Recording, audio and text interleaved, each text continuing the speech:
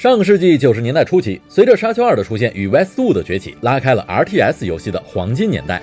在这段时间内，诞生了诸如《命令与征服》、《红色警戒》、《帝国时代》、《星际争霸》等等众多优秀的 RTS 代表作品。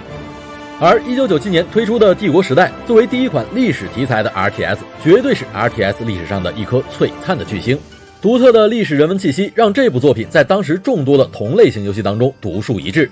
全效工作室也因此与 Westwood 和暴雪并称 RTS 三巨头。即便是全效解散10余年之后，工作室留下来的遗产到现在依旧散发着惊人的光芒。从火爆 Steam 的《帝国时代2》决定版到马上就要推出的《帝国时代3》决定版，这么多年过后，帝国时代的魅力依旧在影响着众多玩家们。今天呢，我们就一起来回顾一下帝国时代的诞生与发展，以及其背后的全效工作室吧。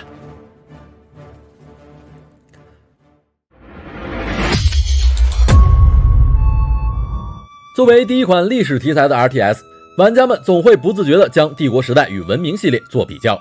其实这两款游戏的确存在着关联，而将这两款游戏关联起来的人就是帝国时代的制作人布鲁斯·谢利。1987年加入了 Microprose 的布鲁斯深受重用，他作为席德梅尔的副手设计开发了文明这个影响深远的游戏。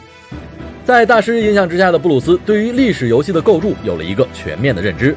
后来他又参与了 Microprose 旗下众多游戏的制作，同时他也开始撰写一些游戏的攻略来分享自己对于游戏的理解。而布鲁斯的好友托尼·古德曼在经历了自己的数据库公司多年之后，1995年 Windows 95的出现给了他更多的幻想，更方便更直观的操作系统以及友好的开发环境。古德曼预测未来 PC 游戏将会井喷，于是他成立了全效工作室。古德曼希望他的第一款游戏就能够大获成功，为了完成这个艰难的挑战，于是他就找来了布鲁斯加入工作室，准备在游戏领域大展宏图。托尼·古德曼一开始的想法是做一款类似于模拟城市的建造加剧情的游戏，而对于布鲁斯来说，他给游戏的构想是一款类似于文明偏向于讲述历史的游戏。而在这个时期 RTS 游戏火爆市场，全效工作室的员工也开始沉迷 RTS。 此时一位员工向古德曼提议，我们为什么不做 RTS 呢？这个提议点醒了两位大佬，于是他们把市面上其他 RTS 的特色一一吸纳，我们就做一款历史题材的 RTS 吧。在1997年，游戏史上第一款历史题材的即时战略游戏《帝国时代》诞生。帝国时代借鉴了文明系列当中的时代发展元素，并将其融入到了 RTS 游戏当中。最初古德曼的想法是让游戏的发展跨度从石器时代一直到现代，不过最终布鲁斯否定了他的想法，这样做时间跨度太长，游戏的时长也会非常的夸张。最终游戏当中只保留了从远古时期到铁器时代4个时代跨度。帝国时代将上千年的文明发展融合到了只有1个多小时的游戏对战当中。在游戏当中，领先对手1个世代在对战上将会出现碾压级的优势，一边是铁甲重骑兵，另一边是时矛石斧，不同时代的军事征讨让玩家们也产生了一种奇妙的历史交错的感觉。从石器时代到铁器时代，从刀耕火种到铁甲骑兵，帝国时代横跨了几十个文明，纵贯数千年的历史。不同于文明当中复杂的内政系统和科技树，以及点一下玩一年的策略游玩方式，帝国时代通过资源采集、建筑、战争3个 RTS 的要素来展现了人类文明的发展过程。如果说文明是一部内涵深厚的书籍，那么帝国时代则是一部大气恢宏的电影，更加直观地展现了人类发展的进程。对于玩家们来说，通过帝国时代作为见证者参与到了历史的发展当中，使帝国时代成为了不少青少年学习历史的最好途径。而在游戏销售方面，古德曼也将游戏交由微软进行发行销售。抱上微软的大腿之后，帝国时代的销量突破了200万。而帝国时代之所以能够大卖，除了微软在全球强力的发行渠道之外，游戏本身的历史主题也是一个非常重要的原因。在市面上绝大多数都是科幻以及奇幻类型的 RTS 游戏当中，以人类历史为题材的帝国时代足够亮眼，同时也帮助微软在游戏领域站住了脚。全效工作室也从默默无闻的小公司变身成为了 RTS 游戏大佬。不过对于中国玩家来说，帝国时代的第一部作品在中国反响并不算很强烈，毕竟当时在国内 RTS 的王者是对战节奏更快的红色警戒。1998年帝国时代1的资料片罗马复兴发售，而在同年暴雪也推出了划时代的 RTS 星际争霸。在国内，随着电脑房渐渐代替了街机厅，越来越多的玩家开始接触到了电脑以及 RTS 游戏，而罗马复兴则是大多数国内玩家接触帝国时代的起点。相信大家对于这个片头肯定不陌生吧。当然，这个莫名其妙的片头是当年盗版制作者为了压缩游戏的容量随意替换的一个片段，虽然有些莫名其妙，但是它也成为了那个时代的标志。罗马复兴讲述了罗马帝国崛起的故事，将重点放在了罗马与罗马的敌人身上，新增了可选阵营的帝国时代更加完善，在众多充满着飞机大炮的游戏当中绝对属于一股清流。而在国内，随着网吧遍地开花刚刚兴起的时代，帝国时代与红色警戒、星际争霸一并制霸网吧。1999年，帝国时代2登场，全效工作室对于一代作品当中过于复杂的操作进行了优化，前作当中被人诟病许久的寻路 AI 系统在本作当中也被彻底重写，同时还加入了阵型功能、寻找闲置农民、敲响防御钟等设计，降低了操作的负担。帝国时代2的游戏背景也被设定在了中世纪，玩家可以选择13种特性鲜明的文明进行游戏，而为了给玩家们带来更加直观的感受，每个不同的文明都使用了其对应的语言配音。各个势力之间也因为文明的特性，在游戏的不同阶段有着各自的优势以及劣势，是选择与对手游击周旋，还是拖延对手进入大后期决战？在封闭平原地图选择什么样的文明？在岛屿地图当中如何确立自己的海战优势，以及如何在自己优势的时期击败对手，成为了玩家们热议的话题。而在剧情上面，帝国时代2也提供了中世纪这个时期内的剧情战役，圣女贞德、萨拉丁、成吉思汗等等剧情的出现，也让玩家们有了更加直观的历史参与感。大量全新的玩法要素为玩家们提供了数倍于前作的战术选择。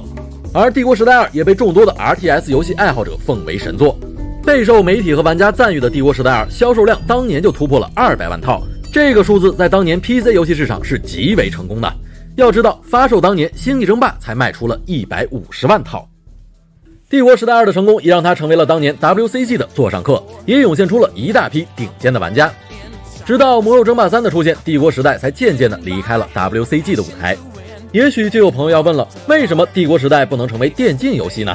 这其实并不是因为它不够优秀，而只是因为它的观赏性和节奏不如沃尔3与星际，而在平衡性上也不如暴雪游戏做得好。毕竟星际争霸3个阵营，魔兽争霸3 4个阵营的平衡，暴雪尚且还在不断的调整。帝国时代2加上众多资料片，共计35个阵营，想要做到完全的平衡，简直是天方夜谭呐。另一方面，帝国时代2同时可选定的单位上限为50个，在感官上的确非常壮观，但是如果精细操作的话，则显得非常费劲。相比于星际沃3当中的精细操作，很难在游戏当中有所体现。同时，帝国时代当中也有着 RTS 游戏里最复杂的科技树以及最多的可采集资源。帝国时代当中的强运营游戏模式，自然也不如强调战斗以及快节奏的暴雪 RTS 具有观赏性。但是玩家在游玩的过程当中，却能在这种强运营的游戏套路中，将自己的帝国从黑暗时代经过一路的发展和建设，击垮各种各样的敌对民族，最终使自己的帝国变得强大，而在这其中获得相当大的成就感。所以即便是在没有电竞加持之下的帝国时代2决定版依旧火爆 Steam， 足以证明这款游戏已经深深地印在了玩家们的心中。2001年，在游戏领域试探多年的微软发布了他们的第一台游戏主机 Xbox。为了扩大自己在游戏领域的影响力，也是在这一年，他们将全效工作室正式收编。不难看出，此时的微软野心是巨大的。他们既想要在家用主机领域有一番作为，也想通过像帝国时代这样的 RTS 游戏在 PC 市场甚至电竞领域站稳脚跟。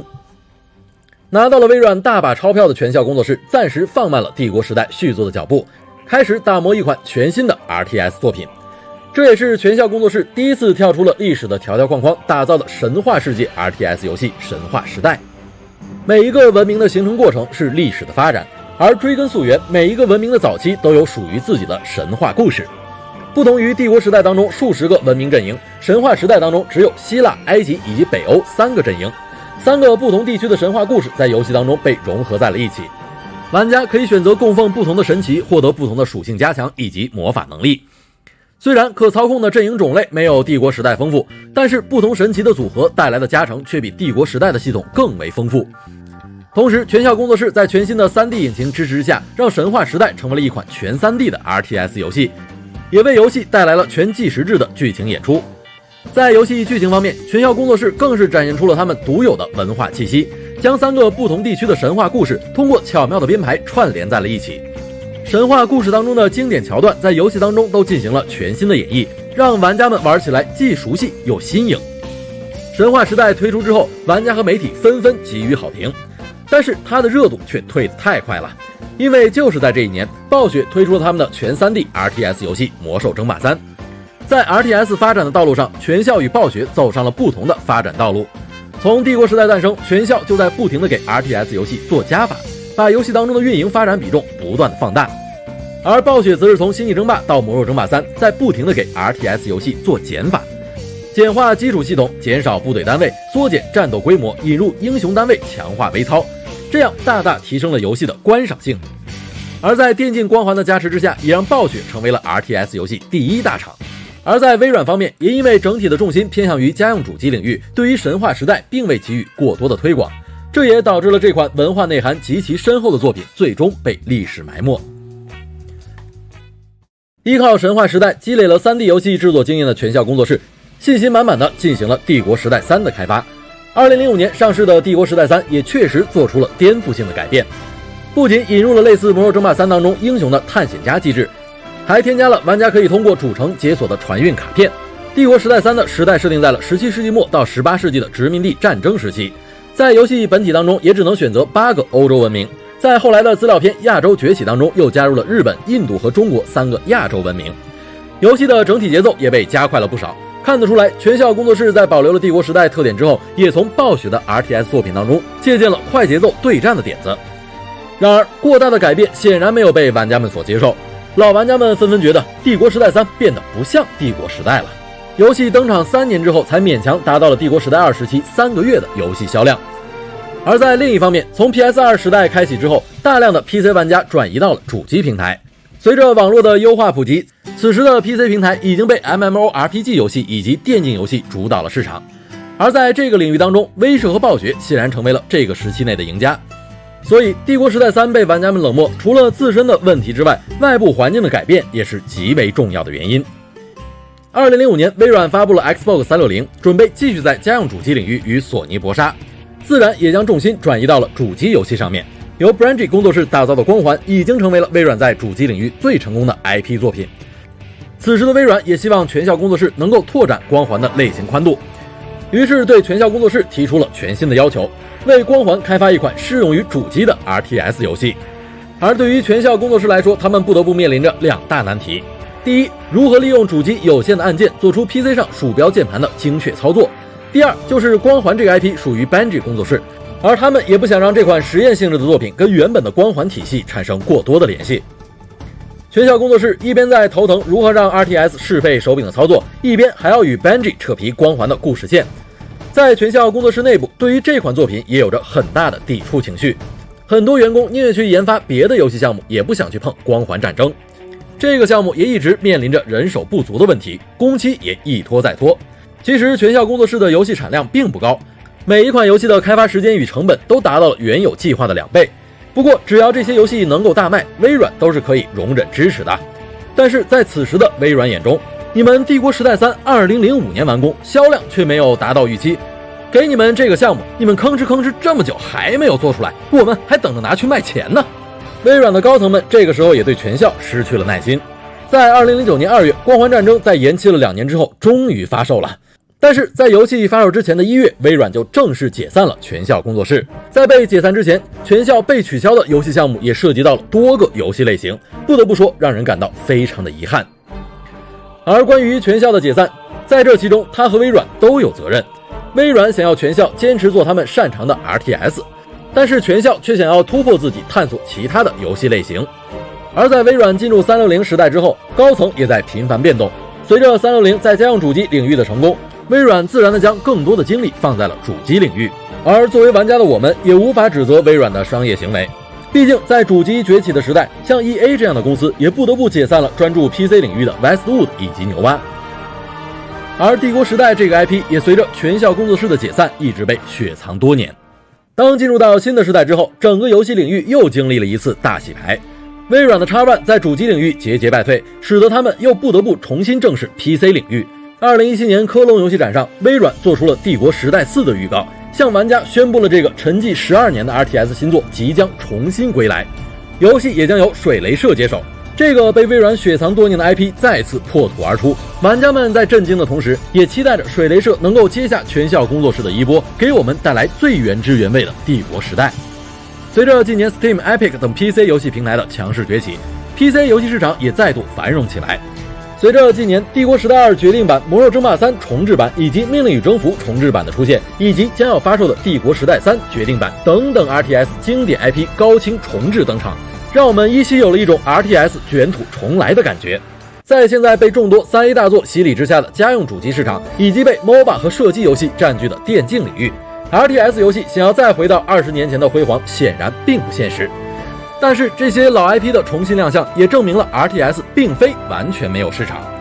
微软重启开启帝国时代这个 IP， 相信也是因为这个原因，因为还有不少玩家热爱着 RTS， 热爱着帝国时代，依然想要和自己的伐木工打声招呼呢。好了，本期节目到这里就要结束了，你是从哪一代开始游玩帝国时代的呢？我们下期再见吧。